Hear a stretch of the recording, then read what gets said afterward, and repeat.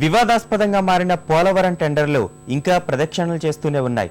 ఉన్నత స్థాయి కమిటీ టెండర్లపై వచ్చిన అన్ని అంశాలను పరిశీలించి కొన్ని సిఫార్సులతో వాస్తవ నివేదికను సీఎంకు సమర్పించాలని నిర్ణయించింది.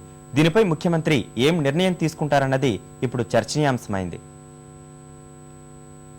పోలవరం టెండర్ బంతి అటు ఇటు తిరిగి చివరకు ముఖ్యమంత్రి కిరణ్ కుమార్ రెడ్డి కోర్టులోకి చేరింది. దీనిపై ఆయన ఏ నిర్ణయం తీసుకుంటారనే దానిపై సర్వత్రా ఉత్కంఠ నెలకొంది. రాష్ట్ర ప్రభుత్వ ప్రధాన కార్యదర్శి మినీ మాథ్యూ అధ్యక్షతన ఆర్థిక శాఖ ముఖ్య కార్యదర్శి భాస్కర్, నీటిపారుదల శాఖ ముఖ్య కార్యదర్శి ఎస్కే జోషి నేతృత్వంలో సమావేశమైన ఉన్నత స్థాయి కమిటీ పోలవరం టెండర్ అంశంపై చర్చించింది. విదేశాలకు వెళ్లి వచ్చిన ఇంజనీర్ల బృందం ఇచ్చిన నివేదికపైన సమీక్షించింది. న్యాయశాఖ కార్యదర్శి కూడా ఇందులో పాల్గొన్నప్పటికీ తుది నిర్ణయం ముఖ్యమంత్రికే వదిలిపెట్టింది. టెండర్ పొందిన సంస్థపై వచ్చిన ఆరోపణలు, ఇంజనీర్ల నివేదికకు సంబంధించి సమగ్రంగా సీఎంకు నివేదించనున్నారు. వాస్తవానికి L1 గుర్తిదారుకు టెండర్ ఖరారు చేస్తూ ఉన్నత స్థాయి కమిటీ నిర్ణయం తీసుకుంటే దానికి ముఖ్యమంత్రి ఆమోదం తెలపడం సర్వసాధారణం. అయితే పోలవరం టెండర్లో L1 సంస్థ అర్హతలపై దుమారం రేగడంతో ఉన్నత స్థాయి కమిటీ ఈ నిర్ణయం తీసుకున్నట్టు తెలుస్తోంది.